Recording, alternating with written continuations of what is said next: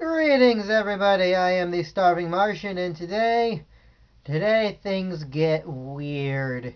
Alright, so this is Mars Attacks issue number 6 from Topps Comics. This is the first part of the two-part rescue of Janice Brown storyline, and this one introduces us to the Tiger Team. Not shown on this cover, by the way, the Tiger Team.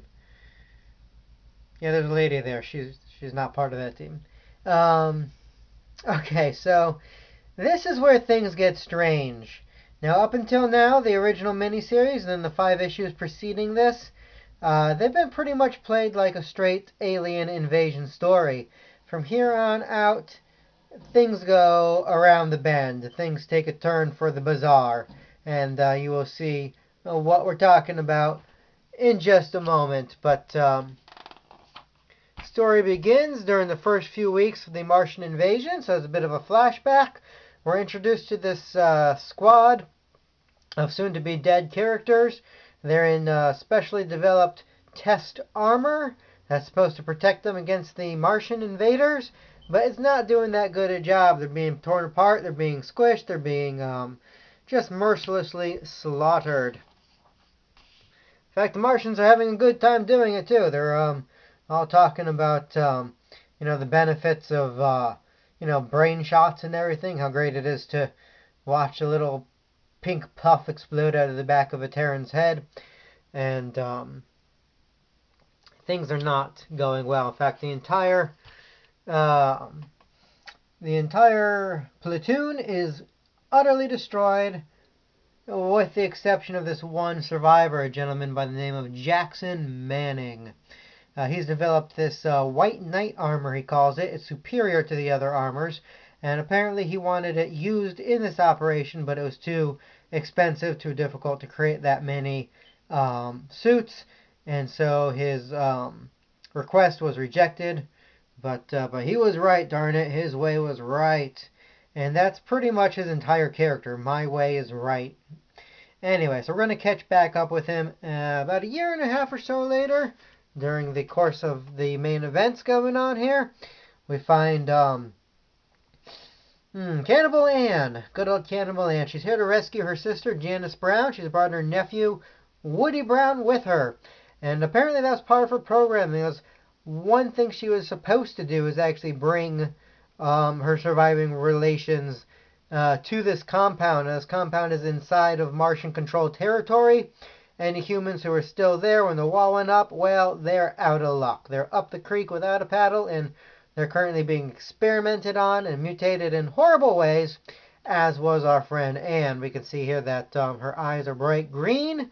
That was revealed to us in the last issue. There's other changes made to her body as well, including these gnarly vampire-like teeth. They're retractable, and they have a paralyzing toxin, which she uses against her own nephew here to gain the trust of the other Martians. We're introduced to this baker. He lives inside the compound himself. He's tasked with producing fresh-baked goods to feed the human guinea pigs, but he's apparently also in cahoots with someone, and he's talking about how his fresh-baked banana bread is going to give the kids a real treat today, followed by the best treat of all, freedom. We also get a list of some of the things that the Martians have been doing. We hear about Chris, a Cyclops, Mary, a Medusa, Tom with skin of scabby rocks. And it goes on and on. Kid with extra arms and legs, someone else who's nothing but a head. That seems to be a common theme, as we will see. So we'll catch up with him in our next issue. But for now, let's cut to another part of Martian-controlled territory, Maryland, where this Martian community lives under this dome that protects them from the Earth's atmosphere and also protects them from the mutant insects that swarm around. We're introduced to a Martian family. A mother and child. The father is off at work, apparently. And they're just living there. They've moved in, and they're having a good old time. It's interesting. You don't get to see a lot of female Martians. You don't get to see a lot of Martian kids. You can tell the difference, by the way. The Martian child has a smaller brain. They're cranial capacity is not yet fully developed, which, pretty much the same for most kids I know. Out of nowhere, the insects start exploding, and they wonder if perhaps Dad finally called in an exterminator. Unfortunately for them, what they get is the new improved Tiger Team. So these are our superheroes, folks. I'm not going to bother introducing them. I don't know any of their names with the exception of Jackson Manning. And frankly, I can't be bothered to learn. These guys are not compelling characters, and they're not supposed to be. These guys are pretty much a rip off pretty much, I get the feeling that the writers of this particular book are not big on the new superheroes that were dominating the comics in the mid-90s with all their weapons and missiles and everything else, and just, they're pretty much walking tanks, they're armaments, and I don't think this guy liked that particular comic trope. And so these guys here are meant to be a parody, a satire on that sort of thing, and as such, they're pretty much throwaway characters. So we're not going to bother reading most of their dialogue or getting to know them. All you need to know is that they don't like Martians, and because this is on the Martian side of the wall, their activity here is extremely illegal. Now, the morality of it is debatable. They come in and pretty much just slaughter this Martian family. You get this mom trying to protect her kid, and you really do feel for them. They're defenseless. Here come these guys with missiles popping off of their shoulders, blowing them all the heck and back. And, stay away from my child, you! And it does them no good.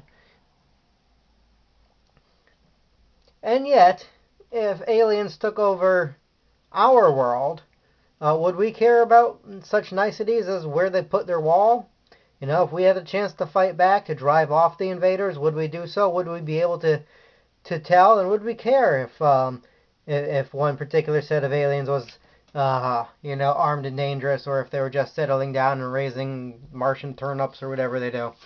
So, we also see some of the evils that the Martians themselves are doing. So, just in case you started feeling too sorry for them, we cut to this character here, Martian scientist, a Payek, by the name of Chief Kalicki? I'm going to call him Kalicki. Kalicki here is the main scientist who does all these experiments. His brother Eyeballs, who we saw get killed in the last issue, was the brains behind the operation. He was the one dictating the entire thing. Now with his brother gone, Kalicki here is jubilant. He is ecstatic. The lab is now his. Everything in it is his and his alone, including Cannibal Ann, who's returned as per her programming. He spends a good deal of time just lording it over her. Ha ha ha, you had to come back. I programmed you so well. Tells her to strip down for an examination. And puts her in this tube with a conveniently placed nudity covering so that we can still sell this issue to kids.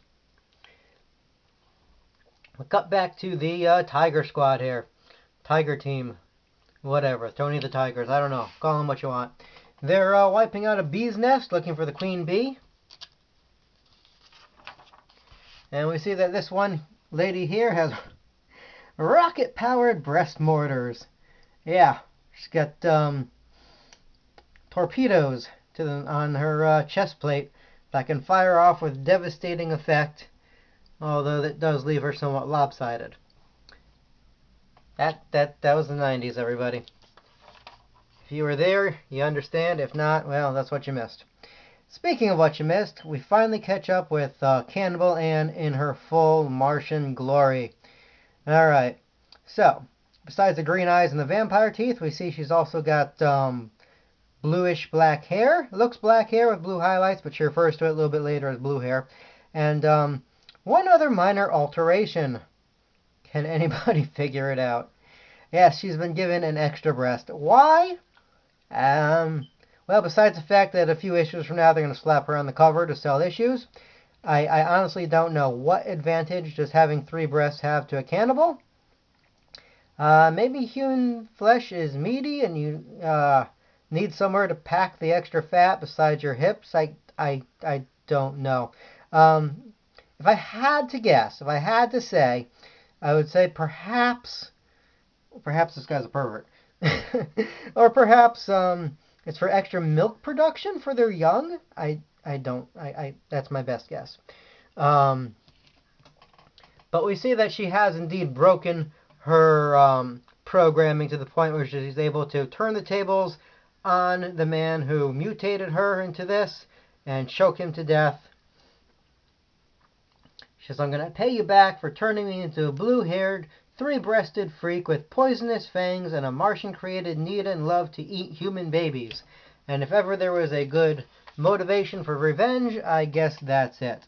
But aside from eating humans, she's developed a taste for almost any kind of flesh and goes ahead and munches on his brain for a while before freeing her nephew from the operation table. The idea, by the way, was to cut off Woody's head and replace it with his mom's. His mom is now a head in a jar. So when we say the rescue of Janice Brown, that's all we get to rescue. It's better than nothing, I guess. But Woody here gets his mouth around some leftover alien he hasn't eaten in a while. As I said, he's gone feral from his time, munching on squirrels in the wilderness. To which his mom comments, I never could teach Woody proper table manners. And we close off the issue catching up with Comodoth. Now, Comodoth in the original miniseries and in the last 5 issues was perhaps my favorite character in Mars Attacks. He was strategic genius. He had schemes and plans, and he was always a step or two ahead of both Earthlings and his fellow Martians. And sadly enough, his character takes a bit of a strike, takes a bit of a hit in this issue and the ones to come. He becomes just a scheming villain of the week. He becomes, your Skeletor type. Wahahaha, I have an evil scheme! And so his evil scheme, this issue involves getting this guy up here to be his expert, give him a crash course on Earth sports.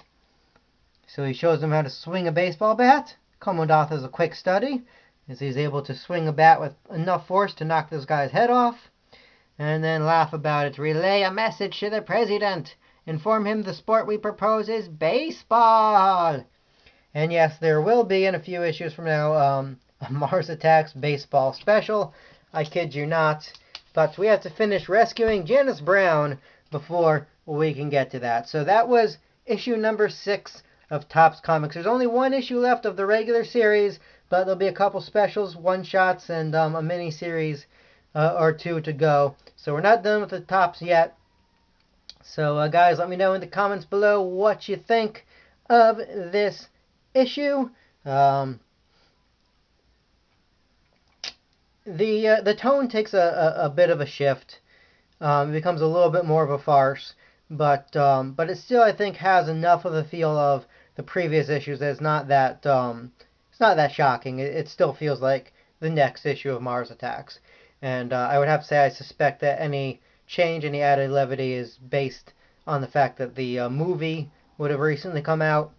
And that was more known as a comedy, really, than anything else. Although I would debate that, but that's a story. It's an issue for another day. So guys, this has been the Starving Martian. We'll catch up with you next time. But until then, as always, keep watching the skies.